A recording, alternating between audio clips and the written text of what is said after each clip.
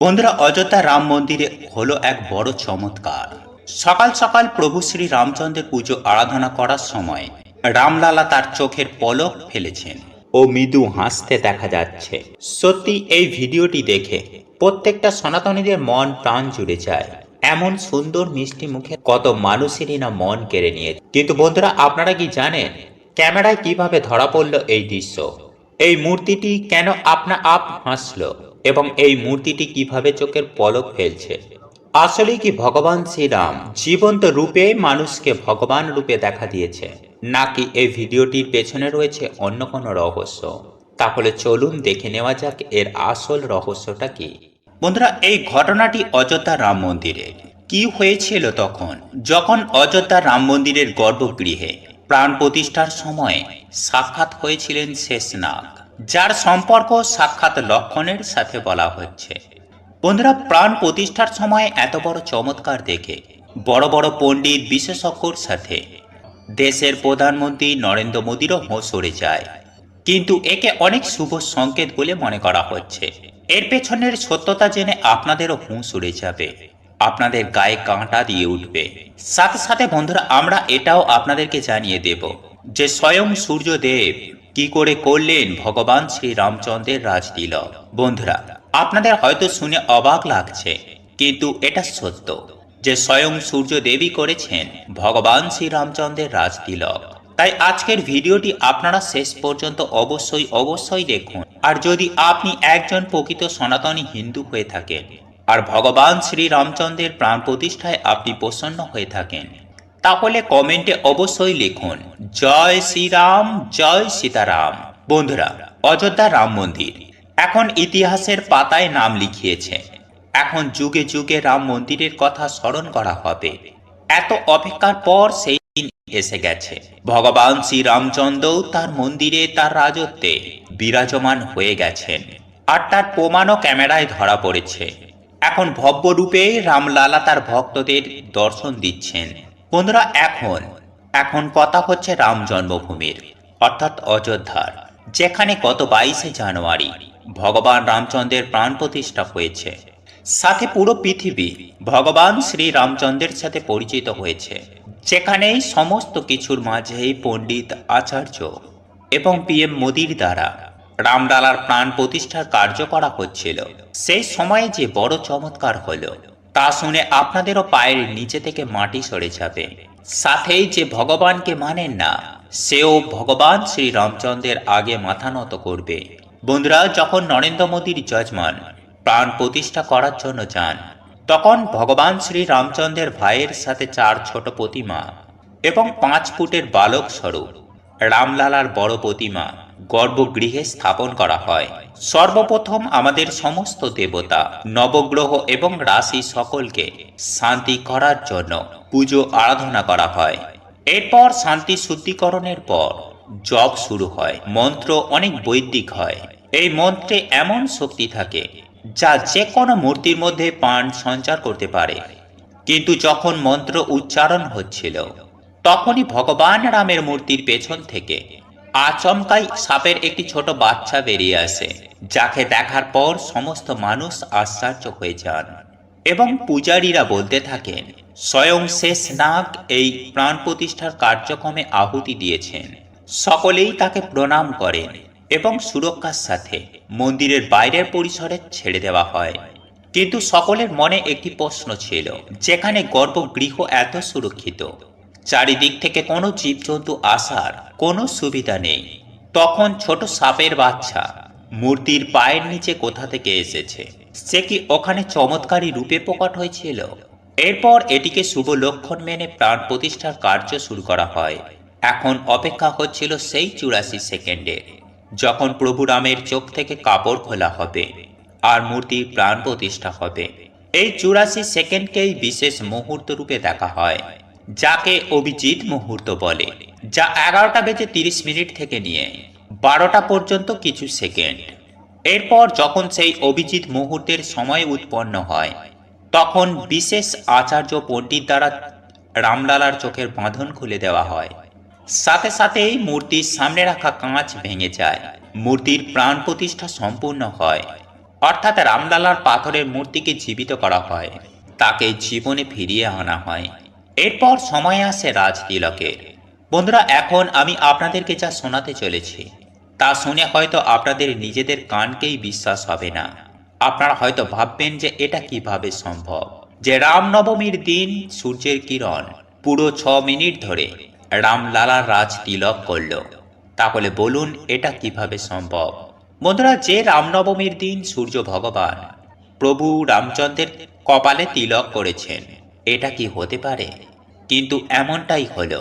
সেজন্যই senior scientist doctor Debabrata বললেন, রামলালার প্রতিমার ওপর সূর্য তিলক প্রতি রামনবমীর তিথিতে হবে। সূর্যের কিরণ রামলালার মস্তকের ওপর কিরণ করবে। রাম নবমীর দিন দুপুর 12:12 থেকে 6 মিনিট পর্যন্ত সূর্যের কিরণ রামলালার মস্তকের ওপর তিলক করবে। এখন আপনারা এটা ভাবছেন তো, আসলে এর পেছনে কোন টেকনিকের ব্যবহার করা হয়েছে? তাহলে শুনুন। একে সিভিআরআই টেকনিক বলা হয়। এই টেকনিকের সাহায্যে গর্ভগৃহের ভেতরে সূর্যের কিরণ এসেছে এবং প্রভু রামের রাজ তিলক করেছে। এখন প্রশ্ন হলো, এই সিভিআরআই টেকনিক কিভাবে কাজ করেছে? এই সিস্টেমকে CVRI chief scientist S K Panigrahi team তৈরি করেছেন, যার ব্যবহারের জন্য কোনো বিদ্যুৎ বা ব্যাটারির কোনো প্রয়োজন নেই। বিশেষ করে লোহা বা স্টিলের স্থানে পিতলের ব্যবহার করা হয়। এই তিলক সার্কিউলার হয়েছে আর 75 মিলি বড় হয়েছে, যা রামনবমীর দিন ভগবান রামলালার মস্তকে কপালের অগ্রভাগকে 6 মিনিট স্পর্শ করেছে। এই তিলক প্রতি বছর রামনবমীর দিন দেখা যাবে। মন্দিরের 3 তলা স্থাপিত করা এই অটোমেকানিক্যাল সিস্টেমকে হাই কোয়ালিটির মিরর অর্থাৎ M1 M2 অ্যাটলিস্ট LR এর বিশেষ কর্নারে লাগানো লেন্স L2 আর L3 সাথে বাই ডিফল্ট লাগানো হয়েছে। গ্রাউন্ড ফ্লোরে মিরর 3 মিরর 4 এর একটি লেন্স L4 কে মিলিত করা হয়েছে। সূর্যের আলো যখন M1 এর ওপরে পড়েছে তখন পরস্পরের, আর এই টেকনিকেই ভগবান শ্রী রামচন্দ্রের রাজ তিলক হয়েছে। বন্ধুরা, এইভাবেই ভগবান রামের কপালে হয়েছে সূর্যের কিরণ দিয়ে রাজ তিলক। বন্ধুরা, সব থেকে আশ্চর্যের বিষয় হল 22শে জানুয়ারি রামলালার প্রাণ প্রতিষ্ঠা হয়ে যাবার পর 23শে জানুয়ারি সকাল 6টায় যখন ভগবান শ্রী রামচন্দ্রের পুজো আরাধনা করা হয়, তখন হঠাৎই ভগবান শ্রী রামচন্দ্র চোখের পলক ফেলেন এবং আপনা আপ হাসতে থাকে, যা ক্যামেরায় ধরা পড়েছে এবং গর্ভগৃহে থাকা সমস্ত আচার্য পণ্ডিতরাও তা দেখে অবাক হয়ে গেছেন। বন্ধুরা, এখন ভগবান রামচন্দ্র তার রাজত্বেই তার নগরীতে বিরাজমান হয়েছেন। এখন পুরো দেশ রামময় হয়ে গেছে। চারিদিকে কেবলমাত্র রাম নামেরই ধ্বনি। আর হবে নাই বা কেন? যুগের পর যুগ অপেক্ষা করার পরে তবেই এই মুহূর্ত এসেছে। রামলালা নিজে তার মন্দির নির্মাণ করেছেন। এই মন্দির নিজের থেকে নিজে অনেকে বেশি মাহাত্ম্যপূর্ণ। এখন আপনারা হয়তো ভাবছেন যে কবে রামলালার দর্শনের সুযোগ পাবেন। তাহলে আপনাদেরকে বলে রাখি বন্ধুরা, যে আপনাদের মনে যদি আশা থাকে আর ভগবান শ্রী রামচন্দ্রের প্রতি যদি নিষ্ঠা ভক্তি থাকে, তাহলে সেই আশাকে পূরণ করার জন্য পরমেশ্বর ভগবান শ্রী রামচন্দ্রই আপনাদেরকে সাহায্য করবেন। ভগবান শ্রীরামের মন্দির, ভগবান শ্রীরামের বাল্যস্বরূপ রূপকে আপনারাও দর্শন করতে পারবেন।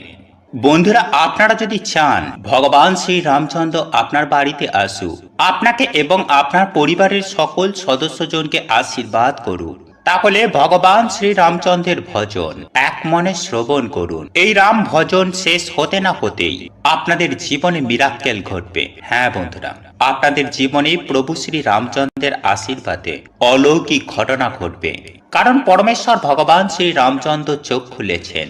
এই সময়ে আপনি যা চাইবেন আপনি তাই পাবেন। তাই চলুন এক মনে শ্রবণ করা যাক ভগবান শ্রী রামচন্দ্রের ভজন।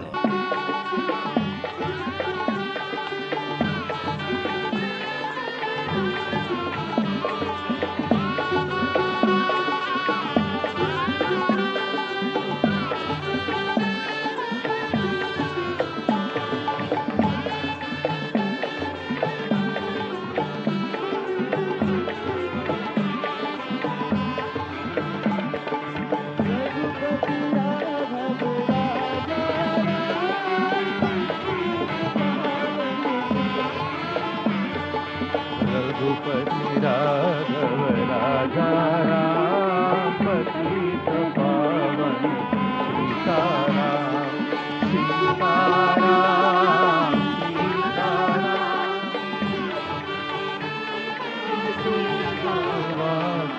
रघुपति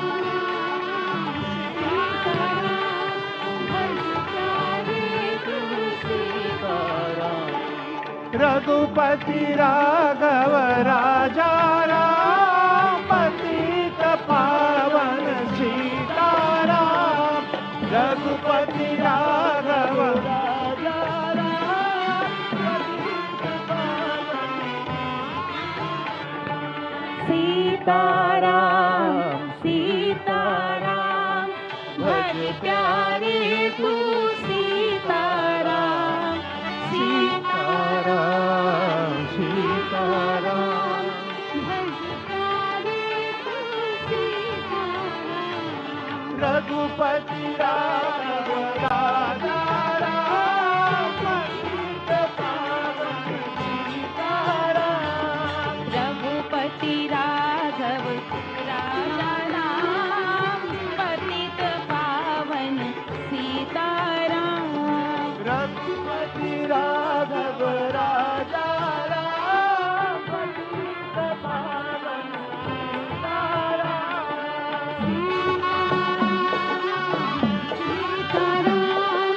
भज प्यारे तू सीताराम सीताराम सीताराम भज प्यारे तू सीताराम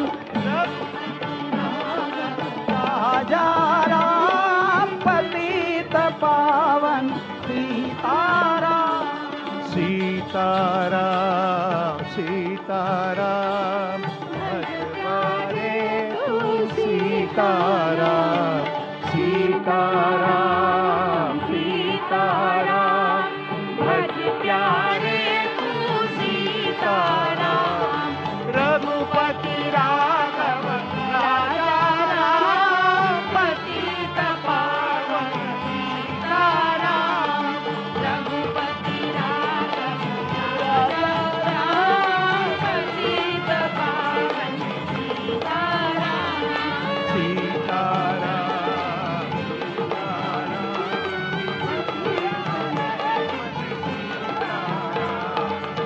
सीताराम सीताराम भज प्यारे तू सीताराम रघुपति राघव राजा पतित पावन सीताराम रघुपति राघव राजा राम पतित पावन सीताराम रघुपति राघव राजा राम पतित पावन सीताराम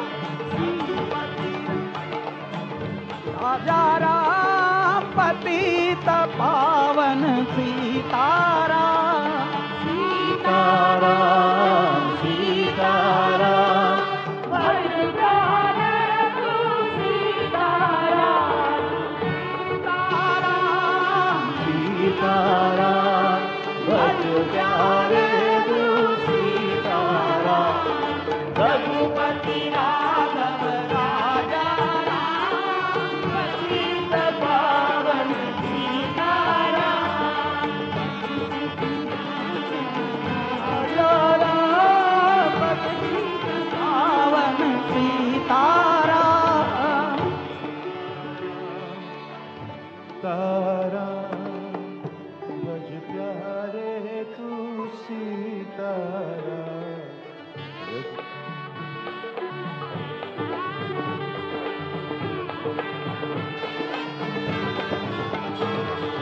रघुपति सीताराम सीताराम भज प्यारे तू सीताराम सीताराम सीताराम भज प्यारे तू सीताराम सीताराम सीताराम भज प्यारे तू सीताराम